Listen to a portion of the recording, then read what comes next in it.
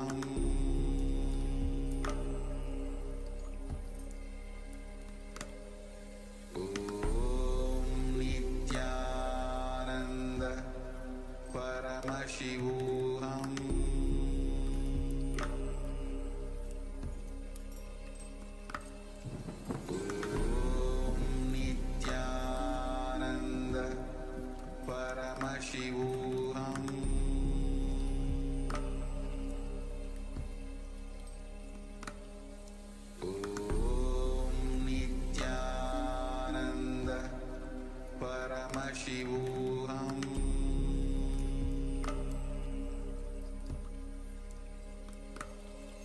Om Nithyananda Paramashivoham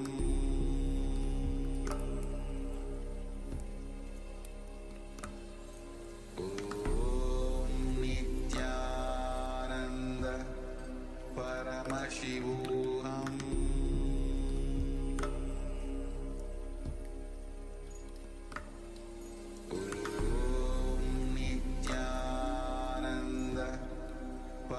Paramashivoham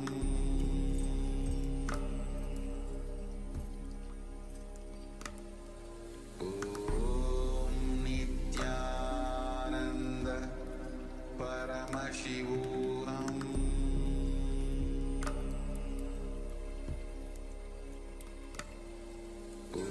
Om Nithyananda Paramashivoham Paramashivoham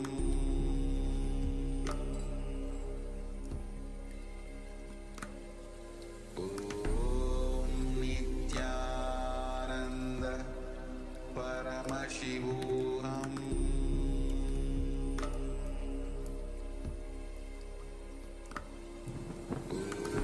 Om Nithyananda Paramashivoham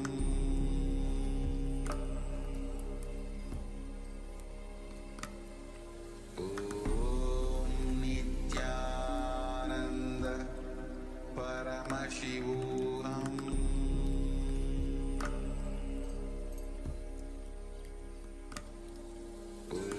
Om Nithyananda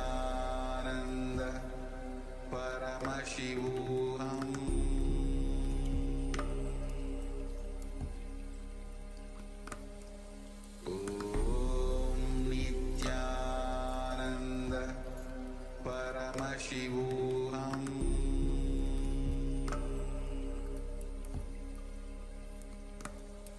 Om Nithyananda Paramashivoham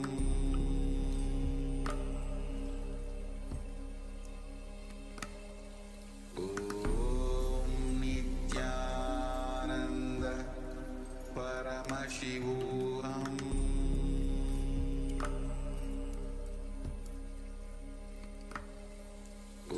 Om Nithyananda Paramashivoham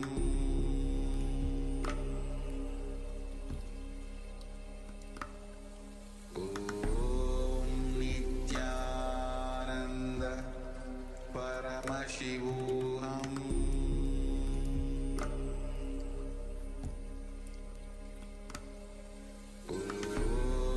Nithyananda Paramashivoham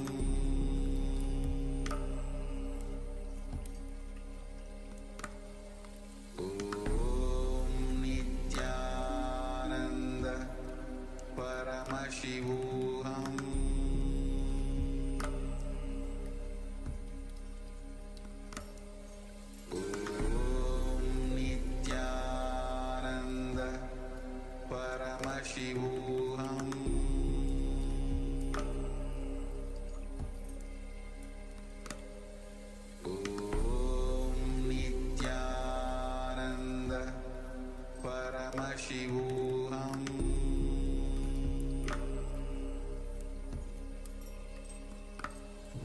Om Nithyananda Paramashivoham